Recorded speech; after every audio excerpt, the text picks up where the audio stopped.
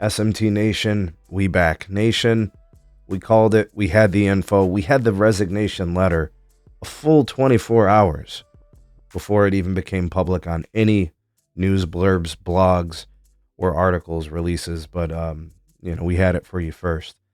So definitely we were excited to bring you that news, although it was very unfortunate news. But it is official now, right? Dish Network's wireless retail chief has quit. Right? Michael Kelly, formerly of Dish Wireless, resigning that position, president of their retail operations. Let's talk about that here in today's video, when he'll be leaving, what this means for the company, and what the expectation should be moving forward from Dish. Article from Roger Chang, Cord Cutters. That link will be in the description. Of course, ways to support the SMT. Show your appreciation for the channel and all the content here. You guys can support us. Ways to do that down in the description. And of course, likes and shares help the channel out tremendously. So big shout out to the SMT Nation for that in advance. All right, folks. So what's the situation here? Michael Kelly, the head of Dish Wireless's retail segment, has resigned. We had the resignation letter. We showed it on screen. February 29th, 2024 will be his official last day.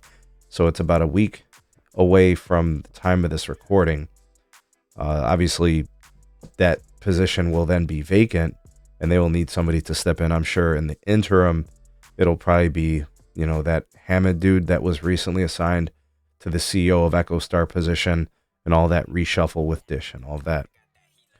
Just add it to another individual, another executive, as part of the resigning carousel, right? Every so often, a major executive at Dish resigns. That is nothing new. I think it's gotten to the point where these executives they read the writing on the wall, they get a sense of what's going on at the company, and they just want to get out.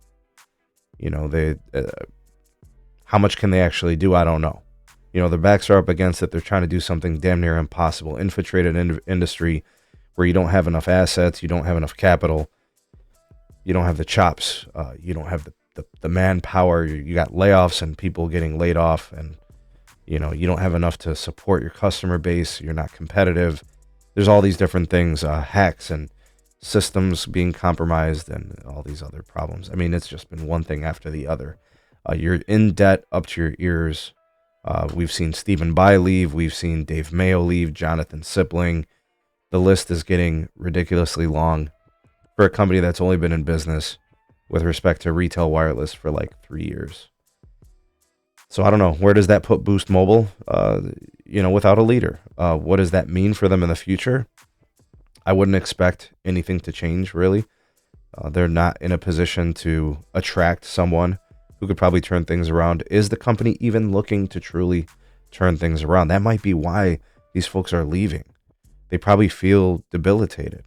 They probably feel like it's a dead end. There's nowhere to go, and they don't have any upside, and they don't see the seriousness, and bankruptcy is definitely something that is knocking on the door. I mean, we're not that far away from them completely running out of capital.